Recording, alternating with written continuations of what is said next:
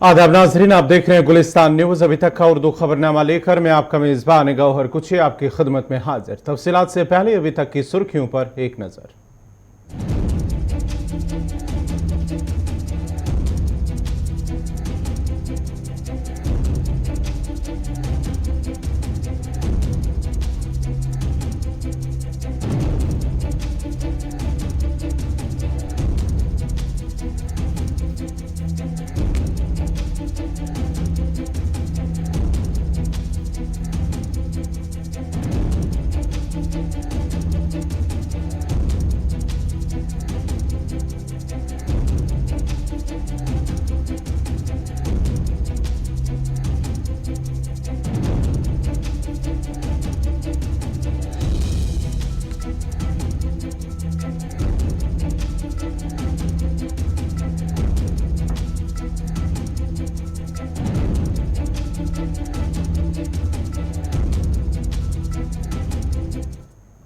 अब पेश है खबरों की तफसील। फ्रांस के कैथोलिक चर्चों में बच्चों के साथ ज्यादती के 3,30,000 वाक़ात रिपोर्ट हुए हैं। ज्यादती के अफसोसनाक वाक़ात गुज़श्ता 70 सालों के दौरान पेश आए हैं। एक रिपोर्ट के मुताबिक ज़िमन में तारीखी कदम उठाया गया और 2,500 सफ़ात की अहम तरीन रिपोर्ट मुरतब की गई हैं। इस हवाले से जारी करदा तहलकाखेज रिपोर्ट में इंकिशाफ किया गया है कि सिर्फ फ्रांस में वाक़ा कैथोलिक चर्चों में 3,30,000 बच्चों को ज्यादती का निशाना बनाया गया। जिन बच्चों के साथ ज्यादती की गई है उनकी उम्र 10 से 13 साल के दरमियान थी। रिपोर्ट के मुस्तफीन का कहना है कि कैथोलिक चर्च ने तवील अरसे से इन वाक़ात से आंखें बंद कर रखी थी। रिपोर्ट मुरतब करने वाले कमीशन के सरबराह का इस हवाले से कहना है कि चर्च ने बरसों से न सिर्फ इस पर गहरी और मुकम्मल खामोशी इख्तियार कर रखी थी बल्कि जालिमाना हद तक बेहसी का भी मुजाहरा किया था। उन्होंने इंतहाई सख्त रिमार्क्स देते हुए मौक़िफ़ इख्तियार किया है कि बजाय इसके कि ज्यादती का शिकार बच्चों को बचाया जाता, वो खुद को बचाने में मशगूल रहे। जारी करदा रिपोर्ट में इंकिशाफ किया गया है कि जिन बच्चों को ज्यादती का निशाना बनाया गया उनमें ज्यादातर लड़के थे। रिपोर्ट में कहा गया है कि 1950 से 2020 तक गिरजाघरों में बच्चों से ज्यादती के 3,30,000 वाक़ात रोनुमा हुए हैं। रिपोर्ट में बताया गया है कि बच्चों से ज्यादती के वाक़ात में चर्च के 2900 से 3200 पादरी और दीगर अराकीन मुलविस रहे हैं। बिशप कॉन्फ्रेंस ऑफ फ्रांस के सदर ने कहा है कि चर्च को इन वाक़ात की तफ्तीश के लिए इंटरनेशनल ट्रिब्यूनल बनाने की जरूरत है। उन्होंने कड़ी नुक्ताचीनी करते हुए कहा कि रिपोर्ट इंतहाई खतरनाक और शर्मनाक भी है। चर्च में बच्चों से ज्यादती के वाक़ात की तहकीकात के लिए 2018 में आज़ाद कमीशन तश्कील दिया गया था। उधर फ्रांसीसी कैथोलिक चर्च में बच्चों से बदफाली के मुतल्लिक रिपोर्ट पर पोप फ्रांसिस ने गहरे दुख और अफसोस का इजहार किया। पोप फ्रांसिस ने इस उम्मीद का भी इजहार किया है कि फ्रांसीसी चर्च शफाक हकायक सामने आने के बाद इनसे बचाव के लिए इकदाम करेगा। कांग्रेस के सीनियर लीडर राहुल गांधी ने एक प्रेस कॉन्फ्रेंस के दौरान हुकूमत पर हमला करते हुए कहा कि किसानों की आवाज उठाना बंद नहीं करेंगे। राहुल ने कहा है कि पहले हिंदुस्तान में जमहूरियत रहा करती थी लेकिन अब यहां तानाशाही चल रही है। सियासतदान यूपी में नहीं जा सकते। इससे कबल प्रियंका गांधी की गिरफ्तारी के सवाल पर राहुल गांधी ने कहा कि प्रियंका को गिरफ्तार किया गया लेकिन यहां सबसे बड़ा मसला किसानों का है। प्रियंका गांधी के साथ बदसलूकी के सवाल पर राहुल गांधी ने कहा कि उन्हें मार दीजिए, गाड़ दीजिए, बदसलूकी कीजिए, इससे कोई फर्क नहीं पड़ता। एक तो किसानों को जीप के नीचे कुचला जा रहा है, उनका मर्डर किया जा रहा है। बीजेपी के होम मिनिस्टर की बात हो रही है, उनके पुत्र की बात हो रही है, उन पे कोई एक्शन नहीं लिया जा रहा है। दूसरी तरफ पूरे देश के किसानों पर सिस्टमैटिकली एक के बाद एक आक्रमण हो रहा है। पहला आक्रमण लैंड एक्विजिशन बिल को रिवर्स करने का, दूसरा ये जो 3 नए कानून लाए हैं, और आज सिस्टमैटिकली जो किसानों का है उनसे छीना जा रहा है। और ये चोरी सबके सामने हो रही है। इसलिए देश के किसान दिल्ली के बाहर बैठे हैं। कल प्रधानमंत्री जी लखनऊ में थे, मगर प्रधानमंत्री जी लखीमपुर खीरी नहीं जा पाए।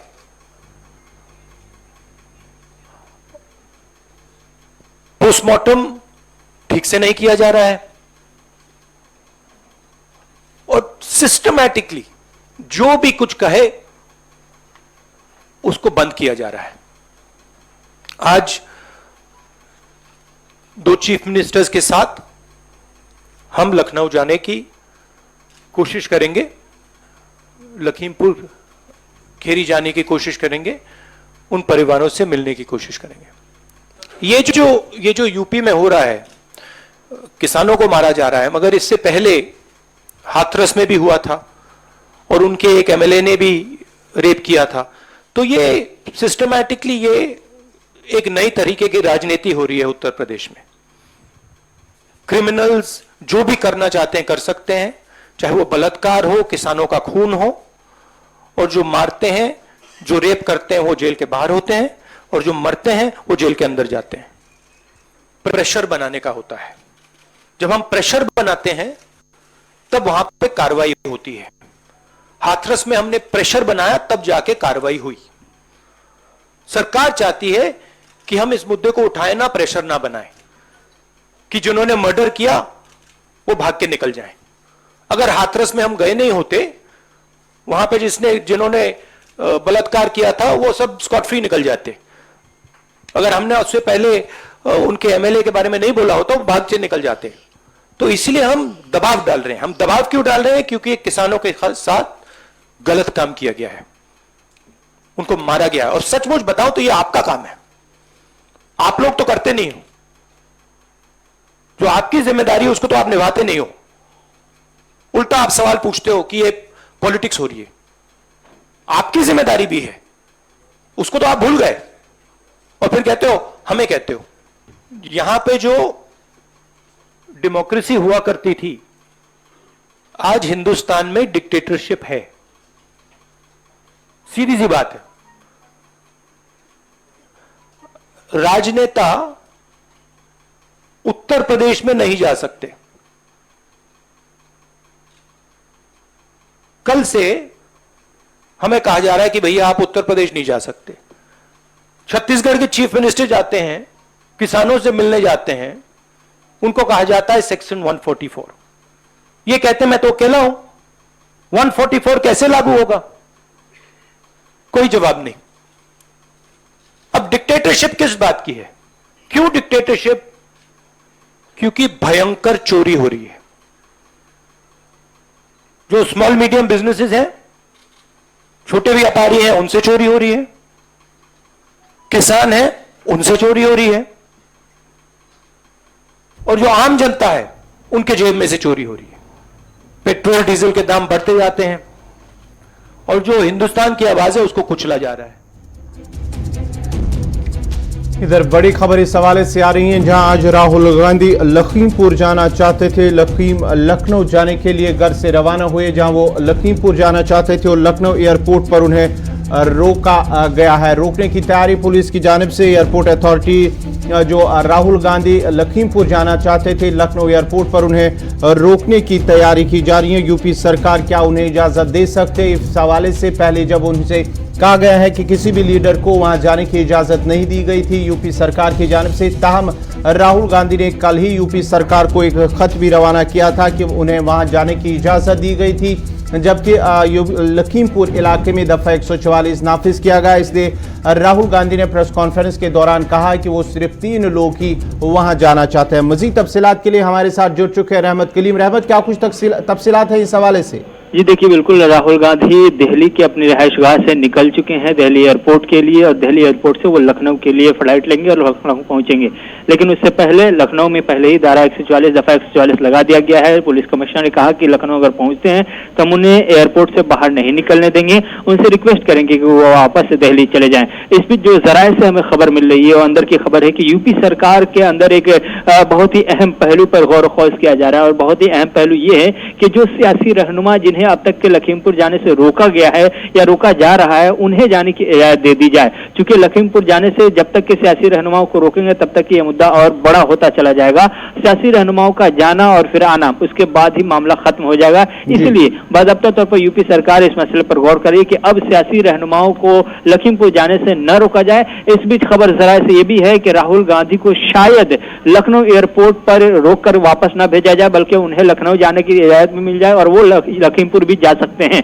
जरा से जो खबरें मिल रही है, चूंकि यूपी सरकार इस पर फैसला करने के लिए अब तैयार हो चुकी है और मन बना रही है कि अब सियासतदानों को न रोका जाए बल्कि उन्हें जाने दिया जाए। तो ये इस वक्त की जो अंदर से सबसे बड़ी खबर है वो ये है कि इजाजत दी जा सकती है। लेकिन फिलहाल अभी जो खबर है कि राहुल गांधी दिल्ली एयरपोर्ट पर पहुंचने ही वाले हैं, अब से 5 से 7 मिनट में दिल्ली एयरपोर्ट पर पहुंचेंगे। उसके बाद वो फ्लाइट लेकर के लखनऊ के लिए जाएंगे। बहुत ही कम तादाद है उनके साथ, 2 से 3 लोग हैं जो जाना चाह रहे हैं लखनऊ, वहां से फिर लखीमपुरी का इरादा होगा। अब देख रहे हैं यह है कि दिल्ली से रवाना होने में कोई दिक्कत नहीं है, लेकिन वहां लखनऊ एयरपोर्ट पर उतरने के बाद तमाशा देखने को मिलेगा, जो तमाशा हमने कल देखा था, जो छत्तीसगढ़ के सीएम भूपेश बघेल के साथ हुआ। वो लखनऊ के एयरपोर्ट पर ही धरना दिए और बहुत देर तक धरना देते रहे, अभी भी लखनऊ में है। और साथ ही साथ इसके अलावा आज पंजाब के सीएम भी धरना दे रहे हैं, वो भी मुजाहरा कर रहे हैं। नवजोत सिंह सिद्धू की तरफ से पहले ही कह दिया गया कि प्रियंका गांधी को रिहा नहीं किया गया, तो आज वो भी लखीमपुर के लिए कुछ करेंगे। तो इस तरह से कांग्रेस के खेमे से बड़े बड़े लीडरान हैं जो आज कहीं न कहीं लखनऊ और सीधे तौर पर लखीमपुर खीरी के लिए जाने की कोशिश करेंगे।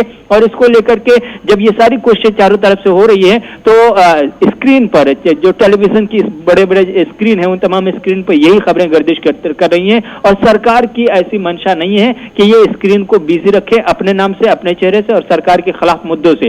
इसलिए बाकायदा तौर पर जो अंदरूनी खाना से खबर है वो ये कि यूपी सरकार ये फैसला करने वाली है और मन बना रही है कि बहुत जल्द इन तमाम सियासी लीडरान को लेकर के हाथमी फैसला करते हुए इन्हें जाने से रोकने की जो अब तक की पाबंदी थी, जो 144 के बहाने इन्हें रोका जा रहा था, 144 लगा करके कहा जा रहा था कि वो नहीं जा सकते, अब उन्हें इजाजत मिल सकती है। और ऐसा मुमकिन भी है कि रहमत जरा ये बताएगा, जब राहुल गांधी ने कुछ देर कबल ही जो एक प्रेस कॉन्फ्रेंस की है उसमें उन्होंने जमहूरियत पर भी सवाल उठाए, क्योंकि उन्होंने कहा कि अब तानाशाही चल रही है, महंगाई हो रही है और जो मुलविस अफराद लेखमपुर के हवाले से जो लेखमपुर वाक़ा हुआ है उसमें अभी तक किसी की गिरफ्तारी नहीं हुई है, उस पर भी उन्होंने कहीं ना कहीं सवाल उठाए हैं और जो यूपी सरकार है उसकी तनकीद की है।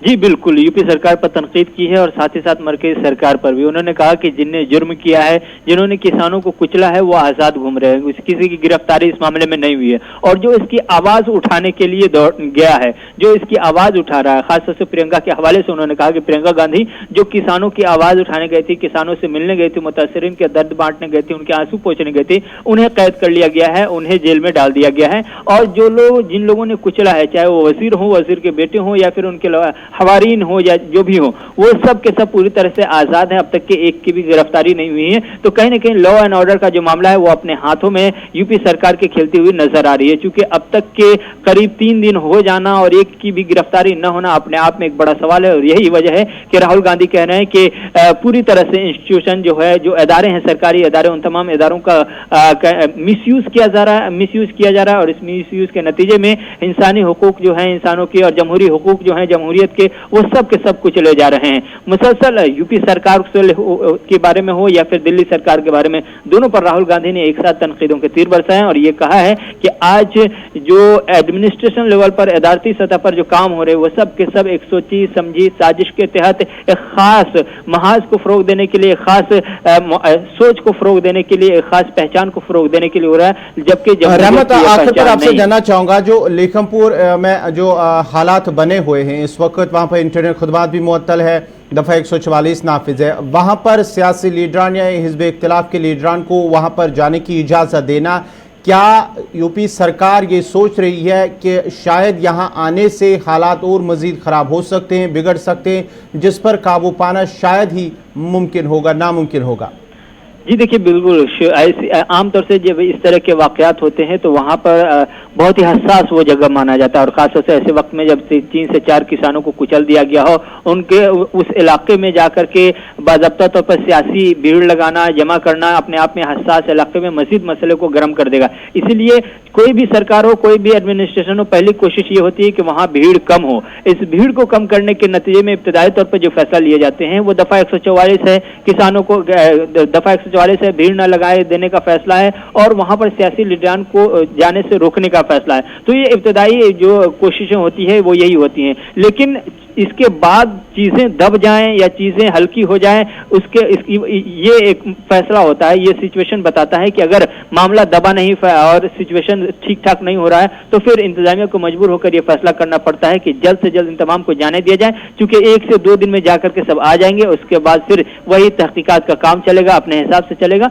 तो इसलिए 1-2 दिन के इस मेले को खत्म करने के लिए इंतजामिया इस पर गौर कर रही है और यूपी सरकार बहुत जल्द बहुत शुक्रिया रहमत कलीम आपका। ये थे रहमत कलीम तफसीलात फराहम कर रहे थे। जहां आज राहुल गांधी की जानिब से वो लखीमपुर जाने के हवाले से जिद कर रहे थे, लखनऊ एयरपोर्ट पर उन्हें फिलहाल रोक के रखा गया है और माना जाता है कि शायद उसे लखीमपुर जाने की इजाज़त दी जाएगी, लेकिन अभी वो घर से निकले हैं, लखीमपुर जाने की तैयारी हो रही है और लखनऊ एयरपोर्ट पर शायद उन्हें रोका जा सकता है। याद रहे आपको कि लखीमपुर इलाके में भाजपा कारकुनों के साथ साथ किसानों के दरमियान जब तशद्दुद झड़पें हुई है, जिसके नतीजे में जो एक गाड़ी ने जो 4 किसानों को उन्हें वहां पर रौंदा, जिसके नतीजे में उनकी मौत वाक़ा हुई है, जिसमें 8 लोगों की कुल मिलाकर मौत हुई है, जिसमें 2 बीजेपी कारकुन, ड्राइवर, एक सहाफ़ी और 4 किसान शामिल है, जबकि कई किसान जो है वो जख्मी हुए। उसको लेकर इंतजामिया की जानिब से यूपी इंतजामिया को, यूपी सरकार को तनकीद का निशाना बनाया जाए, जबकि जो मुलविस अफराद है उनके खिलाफ अभी तक कार्रवाई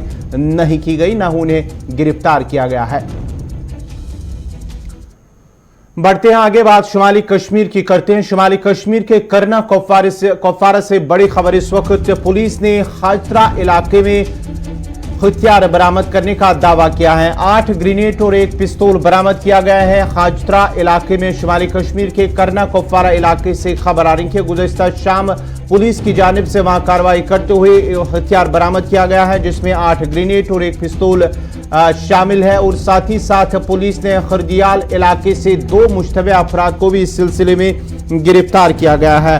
करना के खरीदाल इलाके में पुलिस की जानिब से 2 मुश्तबे अफराद की भी गिरफ्तारी हुई है। इस सिलसिले में पुलिस ने इस हवाले से कहा है कि उनकी जानकारी बयान सामने आया है कि हथियार बरामद हुआ है, जिसमें 8 ग्रेनेड और 1 पिस्तौल शामिल है, जो पुलिस की जानिब से कल बरामद किया गया है।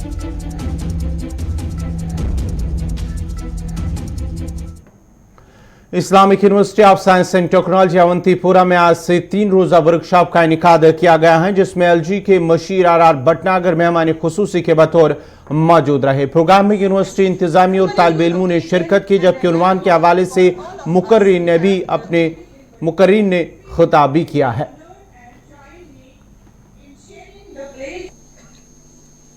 I warmly welcome, sir. It's an established fact that you have this university. You have been ensuring quality education, and I consider it my proud. मरकज के जेर इंतजाम इलाके लद्दाख में लद्दाख स्काउट्स टीम ने पोलो ग्राउंड गोशा में फाइनल में हिमालय बी को शिकस्त देकर पहला एलजी खास पोलो कप जीत लिया है। इस टूर्नामेंट में लद्दाख भर से 14 टीमों ने हिस्सा लिया। टूर्नामेंट के फाइनल मैच में lieutenant governor Ladakh R K. Mathur इस मौके पर मेहमान खुसूसी के बतौर मौजूद थे। 7 रोजा इवेंट गुज़श्ता माह की 29 तारीख को शुरू हुआ था, जिसमें लद्दाख के मुख्तलिफ हिस्सों की टीमें बशमूल द्रास, चोचोट और मंडक के अलावा लद्दाख स्काउट्स और एनिमल हस्बेंड्री महकमा लेक की टीमों ने शिरकत की थी। लद्दाख में रिवायती हॉर्स पोलो के हवाले से एलजी लद्दाख ने कहा है कि यह टूर्नामेंट लद्दाख में हॉर्स पोलो की बहाली के लिए एक पहल है, जिससे द्रास को खेलों की सरगर्मियों का मरकज बनाने में मदद मिलेगी। एलजी माथुर ने कहा है कि खेलों को सयाहत से भी जोड़ने के लिए इकदाम जारी हैं और हॉर्स पोलो ग्राउंड गोशान द्रास में इंफ्रास्ट्रक्चर की बेहतरी की जा रही है। उन्होंने मजीद कहा कि यूटी इंतजामिया लद्दाख के जेर इंतजाम हॉर्स पोलो टूर्नामेंट का मकसद हॉर्स पोलो को रिवायती खेल के तौर पर फरोग देना है। इसके अलावा ये द्रास एरिया में सकाफती सयाहत को भी फरोग देगा। इस मौके पर एलजी लद्दाख ने गुलिस्तान न्यूज़ के नुमाइंदे मुजम्मिल मुजम्मिल के काम को सराहते हुए उनकी हौसला अफजाई की है। वही आज के इस मौके पर आप लोगों को बताते चले कि गुलिस्तान न्यूज़ चैनल के जो रिपोर्टर हैं द्रास से, उन्हें पूरे इवेंट में बेस्ट कंट्रीब्यूशन देने पर एजाज़ात से भी। वही आज के इस मौके पर आप लोगों को बताते चले कि गुलिस्तान न्यूज़ चैनल के जो रिपोर्टर हैं द्रास से, उन्हें पूरे इवेंट में बेस्ट कंट्रीब्यूशन देने पर एजाज़ात से भी।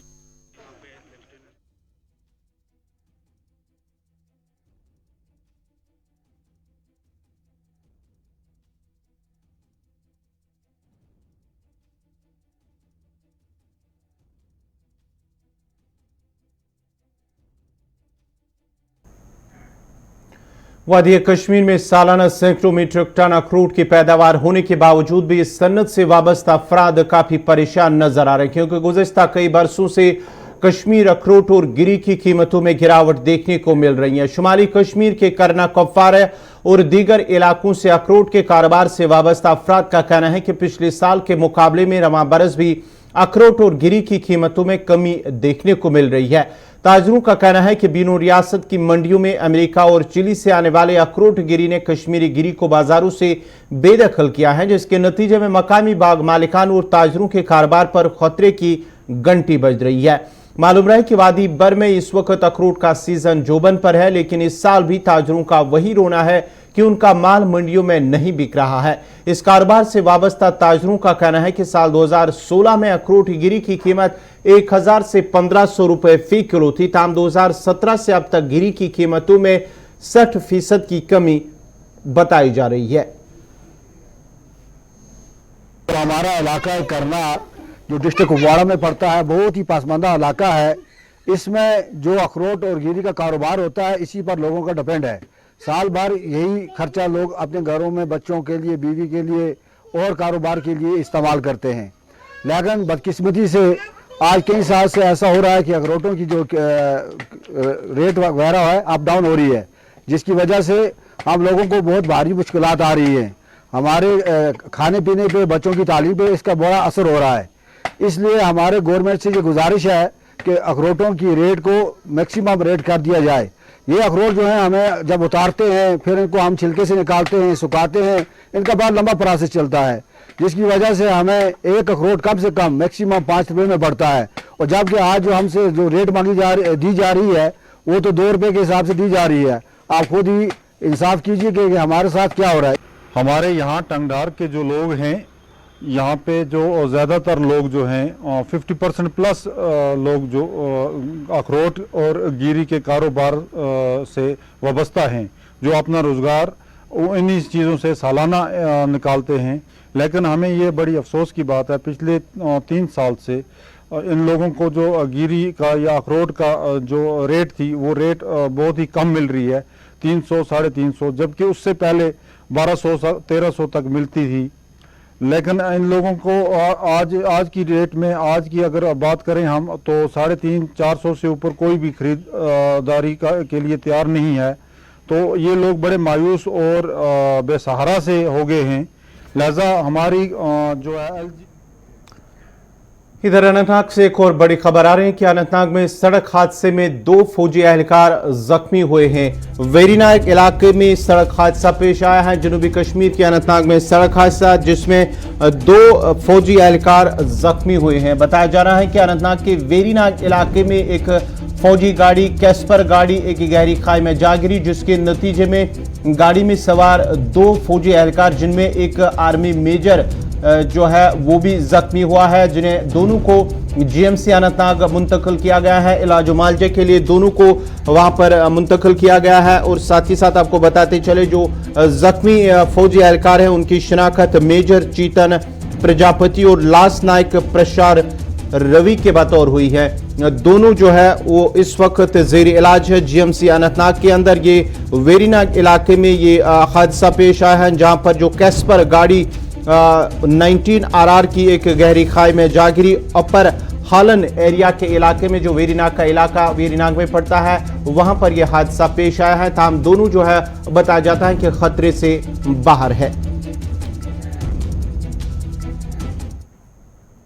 इसी के साथ ही अभी तक का उर्दू खबरनामा इख्तिताम पजीर हुआ चाहता है। अपने मेजबान गौहर कुछे को इजाजत दीजिए। अल्लाह।